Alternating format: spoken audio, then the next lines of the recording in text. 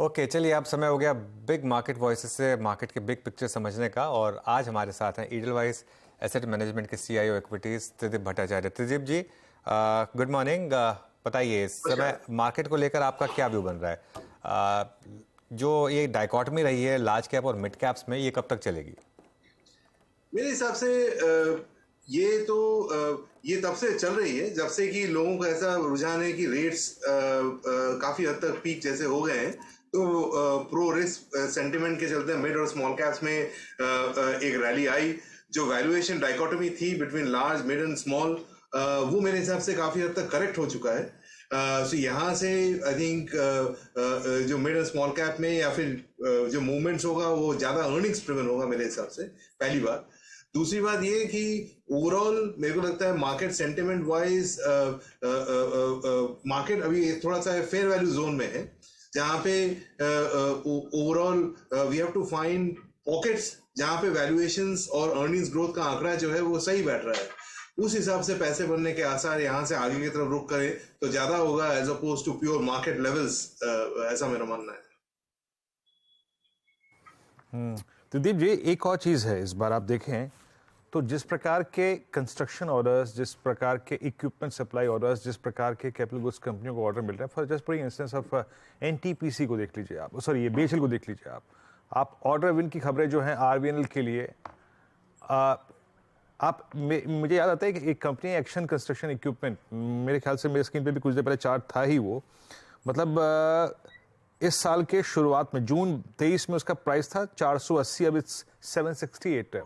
Mid cap में इन कंपनियों की बहुत स्ट्रॉन्ग प्रेजेंस है, कंस्ट्रक्शन, इंफ्रा, इक्विपमेंट सप्लाई, इन कंपनियों पे इनका आपका व्यू क्या है इस वक्त? सो मेरा मानना ये है कि ये क्वेश्चन को थोड़ा ब्रॉड बेस्ड तरीके से अगर आप देखें ना, तो ऐसे मार्केट में जहाँ पे कि मार्केट थोड़ा फेयर वैल्यू लग रहा है, जो हम लोगों को फोकस करने की जरूरत है वो है कि पॉकेट्स ऑफ अर्निंग्स रेजिलियंस, जिसको हम कहें, मतलब ऐसी जगह जहाँ पे अर्निंग्स के जो पथ है वो काफी स्ट्रांग रहे। सो अगर आप मार्केट को, और हमारे रिसर्च के हिसाब से ऐसे 5 जगह हैं मार्केट में जहां पे कि मार्केट कंपनीज के अर्निंग्स जो हैं काफी स्ट्रांग रहने वाले हैं। उसमें से एक मेरे को जो लगता है मैन्युफैक्चरिंग अपसाइकिल एक स्ट्रांग आने वाला है इंडिया में, और चल रहा है और आगे और स्ट्रांग होगा, driven by private sector capex. So उसमें ये सारी जो कंपनीज है वो अच्छी फिट होती हैं। मेरे हिसाब से ये 5 साल बरकरार रहने वाली एक थीम है, जो शायद अगर अपने को अगले साल एक स्टेबल गवर्नमेंट मिलती है देन ये ट्रेंड एक्चुअली एक्सेलरेट कर सकता है उसके बाद।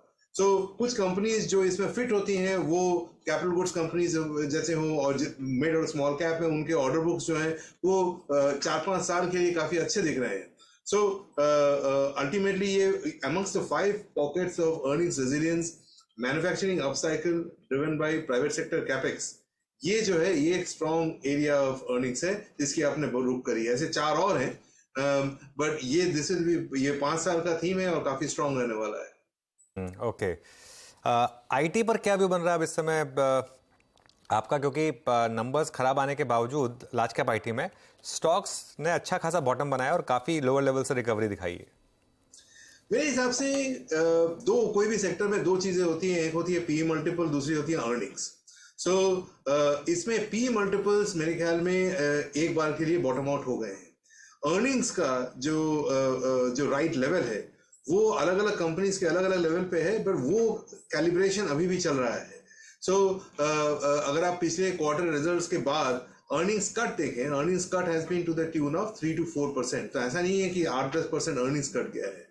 तो मेरे ख्याल में ये एक और क्वार्टर का शायद पेन थोड़ा बहुत रहता है, पर ये final phase of earnings consolidation है। इसके बाद अगर आप 12, 18, 24 महीने का व्यू लें, सो थिंग्स यहाँ से चीजें थोड़ी शायद बेहतर हों। तो इसलिए हम लोग अर्निंग्स कंसोलिडेशन फेज में हैं। एक या 2 क्वार्टर का और पेन है, उसके बाद मेरे ख्याल में थिंग्स थोड़ी सी नॉर्मलाइज होना चाहिए। सो हमारे पोर्टफोलियोज में हम आईटी पहले काफी अंडरवेट थे, अभी फिलहाल हम लोग न्यूट्रल टू मार्जिनल ओवरवेट चल रहे हैं, और जैसे जैसे हमको मौका मिलता है स्टॉक प्राइस के हिसाब से, वैसे हम वेटेज बढ़ाने की तरफ देख रहे हैं एज अपोज टू घटाने का। त्रिदीप, आप मेटल्स पे क्या कर रहे हैं? और मेटल्स बहुत स्ट्रॉन्ग भी हैं, अब चाइना के चलते अगर फिर से डिमांड काफ़ी स्ट्रॉन्ग रही, और एक अच्छी बात ये भी है कि वित्तीय स्थिति हमारी मेटल कंपनियों की पहले से काफ़ी अच्छी खासी है। मैं JSPL की जो कमेंट्री थी उसी को मैं अगर आपको यहाँ पे कोट करूँ, उन्होंने कहा था कि FY23 के एंड तक हम डेट फ्री हो जाएंगे। ये बहुत सारी कंपनियों ने करा, मतलब अपने डेट्स को काफ़ी सब्सटेंशियली रिड्यूस किया, उनके इंटरेस्ट बर्डन्स काफ़ी कम रहे हैं। तो मेटल्स को चेस करने का metal index all time high पे खड़ा है आपसे बातचीत करते करते। बहुत लॉजिकल रीजन लगता है आपको इस वक्त? जो आपने बहुत अच्छा सवाल है, इसको मैं दो तरीके से इंटरप्रेट करता हूँ। ये सब कंपनीज जो डीलेवरेज हो चुकी हैं, इनके पास अभी बैलेंस शीट में पैसा काफी है। मेरे को लगता है कि this is a huge positive for the capex cycle. जो मैंने पहला वाला पॉइंट बोला, ये सब कैपेक्स करेंगे तो इंडिया का मैन्युफैक्चरिंग अप साइकिल और ब्रॉड बेस्ड होगा, ये पहली बात। पर मेटल्स में मेरा मानना ये है कि मेटल्स में हम लोग थोड़ा सा tactically stock prices will be strong, और ओवरऑल जो इसका अल्टीमेट एरिया है विच इज चाइना में रिकवरी थोड़ा सा एक्सपेक्टेशन के बनिस्बत थोड़ी सी स्लो रही है। सो इसलिए हमारा मेटल्स में व्यू थोड़ा पॉजिटिव नहीं है। हम लोग अंडरवेट है मेटल्स में, और हमारा मानना ये है कि ग्लोबल मेटल्स में जो एक अनसर्टेनिटी ड्रिवन तेजी थी वो होके निकली है। अभी चाइना में जो रिबाउंड है वो थोड़ी बहुत अगर स्लो हो तो अल्टीमेट एंड डिमांड उतना ज्यादा ना सस्टेन करे जो पहले हो, उसमें पॉकेट्स ऑफ रैलीज होंगी। But that is the metals is not one of the area कि जहाँ पे हम लोग ओवरवेट है। हम लोग को लगता है कि पर्टिकुलरली अगर आप नियर टर्म अगले 2-3 क्वार्टर देखें तो यूजर्स ऑफ कमोडिटीज जैसे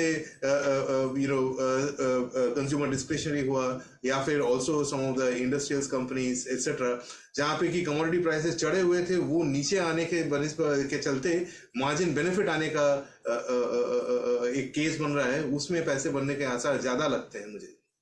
ओके, एक आखिरी सवाल, रियल एस्टेट और होम इम्प्रूवमेंट स्पेस में काफ़ी अच्छा ट्रैक्शन रहा है त्रिदीप जी। पॉलीकैब, एस्ट्रल जैसे स्टॉक्स हो गए या फिर सेरेमिक स्टॉक्स हो गए, और रियल एस्टेट में खुद भी काफ़ी तेज़ी रही है। हमने रिसेंट रजिस्ट्रेशन डेटा देखे, वो भी काफ़ी स्ट्रांग थे। यहाँ पर कोई व्यू आपका? मेरे हिसाब से जो मैंने वो 5 एरियाज ऑफ अर्निंग्स रेजिलियंस की बात करी, ये उसमें से तीसरा है। मुझे लगता है कि रियल एस्टेट में हम लोग 5 से 7 साल के अप साइकिल में हैं, और हम लोग कहीं पहले 2-3 साल में हैं। तो उसमें फर्स्ट स्टेज में जो है, जो बिल्डर्स होते हैं वो काफी अच्छा करते हैं। सेकेंड स्टेज में overall indirect plays on real estate, जो कि टाइल्स हुए, बिल्डिंग मटेरियल्स हुए, इस टाइप के स्टॉक्स बेहतर करते हैं, वहां पे हम लोग हैं। हमारे पोर्टफोलियोज में ये एक बहुत ही स्ट्रॉन्ग एरिया ऑफ ओवरवेट है, और काफी हम लोग का अच्छा मतलब स्टॉक कॉस्ट उसमें बेहतर है। और मुझे लगता है कि अभी और काफी रहना बाकी है। ये एक और एरिया है जहां पे कि जो मैं कह रहा था कि कमोडिटी प्राइसेस नीचे आने के चलते अगले 2-3 क्वार्टर में शायद आपको बेनिफिट भी देखना मिले। सो टॉप लाइन भी स्ट्रांग है रिलेटिवली, अर्निंग्स में भी अगर मार्जिन्स में भी उनको बेहतर जगह मिले तो स्टॉक्स के लिए बहुत बेहतर होगा। जो बाकी 3 एरियाज उसमें जहां हम लोग पॉजिटिव हैं अमंग्स द 5, उसमें एक लेंडिंग फाइनेंशियल्स का एक और एरिया है जहां हम लोग को लगता है कि ओवरऑल अगले 1 साल पॉइंट ऑफ व्यू से फाइनेंशियल्स में ग्रोथ और एसेट क्वालिटी दोनों वरीज नहीं है और पॉजिटिव हो सकते हैं। And other 2 areas are defence और EMS। ये डिफेंस का जो एरिया दारोमदार है, उसमें मुझे लगता है कि 10 साल की तेजी है, उसमें आगे पीछे होगा, पर नेट काफी अर्निंग्स आउटलुक पॉजिटिव लगता है। एंड EMS में the sector is going through their own Y2K moment. मेरे हिसाब से ओवरऑल अगर आप जो IT सर्विसेज को आज से 10-15 साल पहले देखने को मिला था, उस तरीके की ग्रोथ ट्रेजेक्टरी हो सकती है। ऑफ कोर्स स्टॉक पिकिंग की जरूरत है, ब्लैंकेट बेसिस पे कोई भी स्टॉक नहीं खरीद सकते हैं, पर ये 5 एरियाज में मुझे लगता है कि अर्निंग्स रेजिलिएंट रहने की बात है, और इसमें अगर फोकस करें तो पैसे बनने के अच्छे आसार हैं अगले 1-2 साल। ओके, चलिए त्रिदीप जी, बहुत बहुत शुक्रिया आज हमसे बात करने के लिए और इन सब सेक्टर्स पर अपना व्यू रखने के लिए। चलिए अब एक काम करते हैं।